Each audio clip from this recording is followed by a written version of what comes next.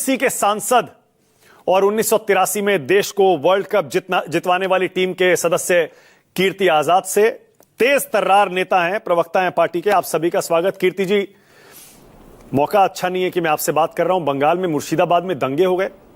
कीर्ति जी, BJP कह रही है कि एक तरफ ममता बनर्जी बोल रही हैं कि मैं बर्दाश्त नहीं करूंगी और दूसरी तरफ आप ही के राज में दंगे हो रहे हैं। क्यों हो रहे कीर्ति जी, क्या हुआ? क्या दंगे देश में और ये दुर्भाग्यपूर्ण घटनाएं नहीं हुई हैं? दूसरी बात, क्या पुलिस ने वहाँ पे तुरंत कार्रवाई की है या नहीं की है कानूनी रूप से?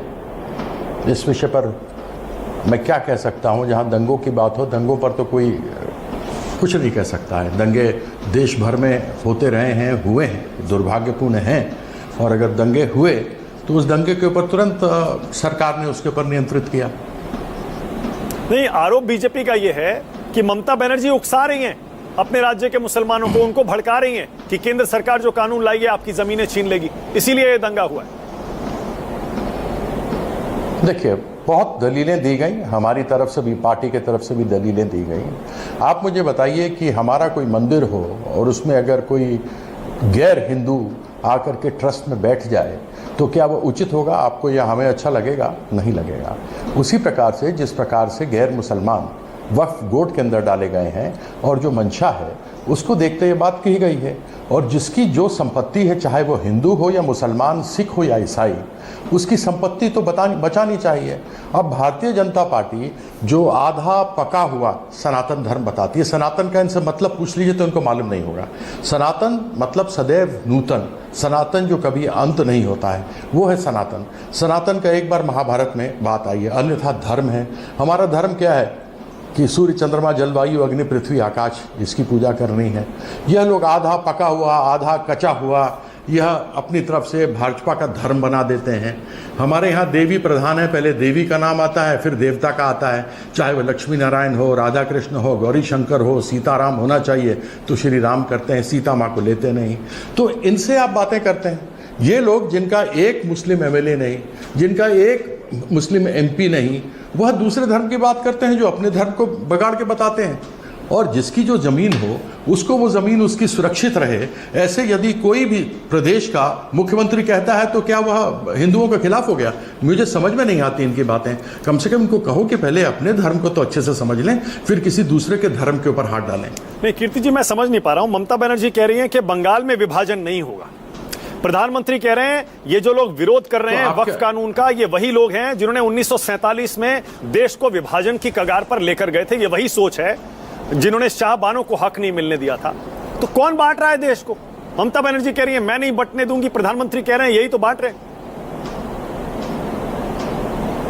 अब मुझे आप एक बात बताइए, जब देश बंटा था उसके पहले बंगाल के कलकत्ता में, लाहौर में और सिंध में मुस्लिम लीग के साथ किसने सरकार बनाई थी? श्यामा प्रसाद मुखर्जी ने मिलकर के बनाई थी, हिंदू महासभा ने। आज जब उनका उल्लू सीधा हो रहा था तब वहाँ थे, आज उल्लू सीधा कर रहे हैं। क्यों? क्योंकि यह देश को बांटना चाह रहे हैं। एक बोर्ड है, वह एक धार्मिक बोर्ड है। धार्मिक बोर्ड में धार्मिक लोग हैं, उनकी ज़मीनें हैं। कहीं आपको गलत लगती हैं तो आप उसके ऊपर विषय को बात पर रखिए। आप उसके ऊपर कानून ले आए। जो खुद अपने धर्म को पूरा नहीं जानते वो दूसरों के धर्म में हाथ डाल रहे हैं। दूसरी बात, देश बंटने नहीं दूंगी तो क्या ममता बनर्जी ने गलत कहा? क्या नरेंद्र मोदी जी चाहते हैं कि देश बटे? क्या भारतीय जनता पार्टी चाहती है कि देश बटे? कौन चाहता है कि देश बटे? हम तो नहीं चाहते हैं। और जिसका जो हक है वो हक तो आप छीन नहीं सकते। इसके अलावा हमारे मुख्यमंत्री ने और हमारे नेता ने और क्या कहा है, आप मुझे बता दीजिए। ठीक है कीर्ति जी, आपने कहा कि भाई जब अगर मुस्लिमों का कोई धार्मिक स्थल है, उनका कोई धार्मिक कार्यकलाप है, कोई बॉडी है, उसमें दूसरे धर्म के लोग कैसे आ सकते हैं? ठीक है, ये एक तर्क है जिस पर डिबेट चल रही है। इसके अलावा और कौन कौन सी आपत्तियां हैं इस नए वक्फ कानून को लेकर? क्योंकि एक सेक्शन 40 है जिस पर बहुत बहस हुई। वक्फ बोर्ड ने जिस जमीन को अपना कह दिया वो वक्फ हो गया। सर्वेयर भी उसी का, ट्रिब्यूनल भी उसका, उसके बाद हाईकोर्ट तक में सुनवाई नहीं हो सकती। ये तो गलत है ना कीर्ति जी? नहीं, ऐसी बात तो नहीं है। नहीं, बिल्कुल नहीं। इसके ऊपर अनेकों दलीलें दी गई हैं, अनेकों बात की गई है। मैं इसके ऊपर कोई बहुत बड़ा आप ये समझें कि एक्सपर्ट हूँ, एक्सपर्ट नहीं हूँ, लेकिन इस पर दलीलें दी गई हैं कि किस प्रकार से आप किसी धर्म के ऊपर, क्या इस प्रकार का दबाव कोई हमारे धर्म पर डाल सकता है, हिंदू धर्म पर डाल सकता है क्या? आप जब उस धर्म को ही बदल दे रहे हैं, अपने लोगों को घुसा दे रहे हैं, तो आपकी मंशा क्या है? दूसरी बात यह है कि जो जो वक्फ की ज़मीन रजिस्टर्ड है लोग जानते हैं, वो तो जानते हैं। दूसरी बात मुझे ये बताइए, क्या आप किसी के घर में सीसीटीवी कैमरा लगा करके रखेंगे कि 5 साल तक वो प्रैक्टिसिंग मुस्लिम है या नहीं? क्या मैं 5 साल तक जब तक टीका रोज नहीं लगाऊंगा, रोज मंदिर नहीं जाऊंगा, तो क्या मैं हिंदू नहीं हूं? क्या मैं सनातन धर्म को मानता नहीं हूं? यह किस तरह का कानून है? आप हिंदुओं में, आप सिखों में, ईसाइयों में इंसान अपनी मर्जी से ज़मीन दे सकता है, मुसलमान नहीं दे सकता, उसको 5 साल का प्रैक्टिसिंग होना चाहिए। क्यों भाई, ऐसी क्या बात है? क्यों ऐसा होना चाहिए? सभी धर्म बराबर हैं। हमारे इस देश के लिए हिंदू मुस्लिम सिख ईसाई मिलकर के आज़ादी की लड़ाई लड़े हैं। जो लोग पाकिस्तान नहीं गए, जो लोग नहीं चाहते थे कि जिस प्रकार से पाकिस्तान के अंदर चलता है वो नहीं हो, वो लोग यहाँ, मुसलमान लोग यहाँ रह गए। तो ऐसी परिस्थिति में हमको सबको साथ लेकर के चलना है, सबको न्याय मिले, इसमें गलती क्या है? मतलब कीर्ति जी, आप तो ऐसे कह रहे हैं जैसे मुस्लिम पर ये वक्फ बोर्ड में कुछ गलत है ही नहीं, सब कुछ ठीक ठाक चल रहा है। सर, इतने सारे जो केसेस ट्रिब्यूनल गए हैं उनको भी तो जरा देखिए आप मुसलमान ही हैं वो, जो अपनी अपनी जमीनों पर इंक्रोचमेंट या गैर कानूनी कब्जे को लेकर ट्रिब्यूनल में गए हैं। और करप्शन भी बहुत है, ऐसा नहीं है वक्फ बोर्ड में करप्शन नहीं है कीर्ति जी, तो उसी के लिए तो ये कानून लाया गया है। सरकार ऐसा कह रही है। नहीं, बिल्कुल ठीक तो है, मैं कहाँ मना कर रहा हूं। जो जहां गलत है वो तो गलत होना ही चाहिए ना। हाँ। लेकिन अगर आपकी मंशा ये हो कि टोटल इसको जो सही है उसको भी गलत कर दें, वो तो उचित नहीं है ना। आपने कानून ऐसा लेकर के आए हैं कि उस कानून में जो सही है उसको भी गलत कर देंगे आप, किसी के ऊपर आप कर सकते हैं। तो यह विषय है।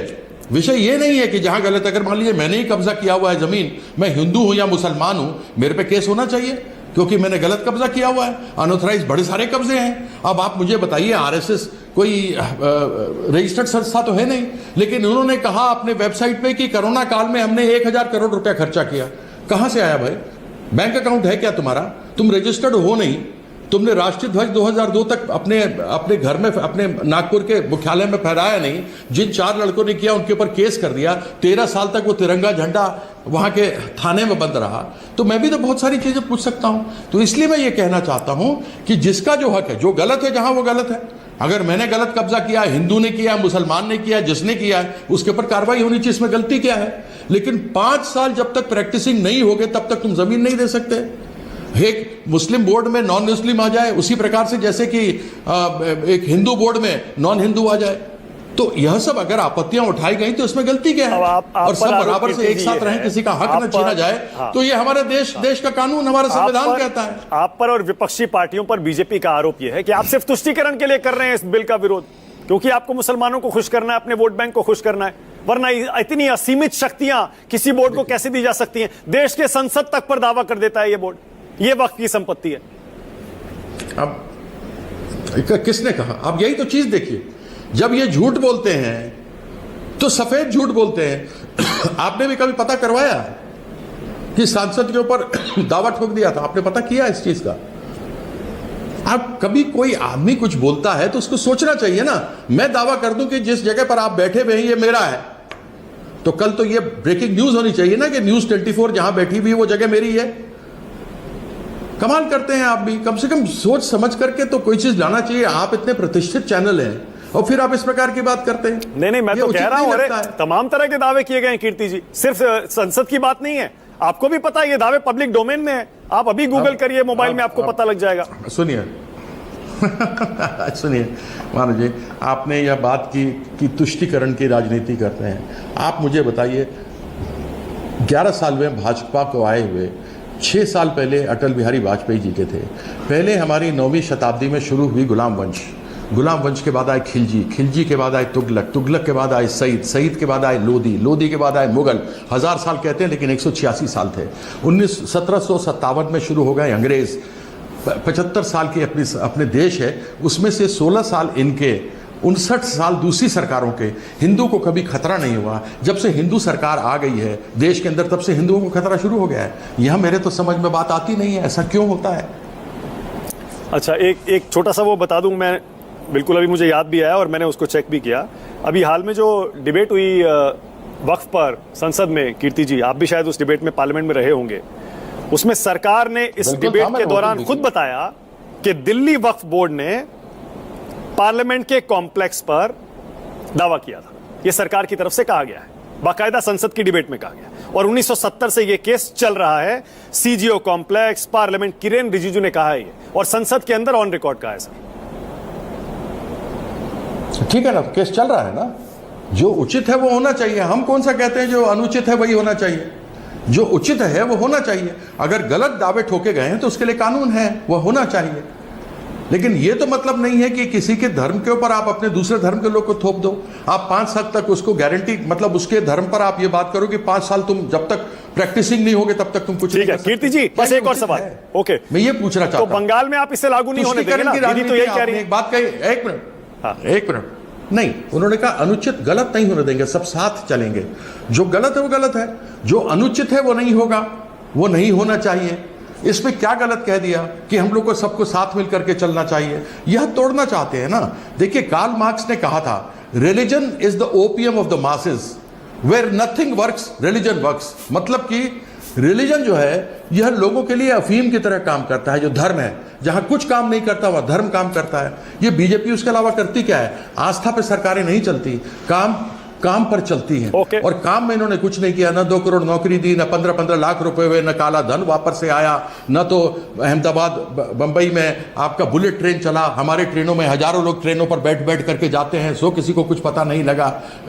80 करोड़ लोग आज भी अनाज उनको मुफ्त दिया जा रहा है क्योंकि उनको गरीबी रेखा से निकाल नहीं पाए हैं बाहर। ठीक है, okay, alright Kirti ji, thank you so much. 100 smart city बननी थी। बहुत बहुत धन्यवाद। राष्ट्र की बात में समय देने के लिए बहुत बहुत धन्यवाद। सरदार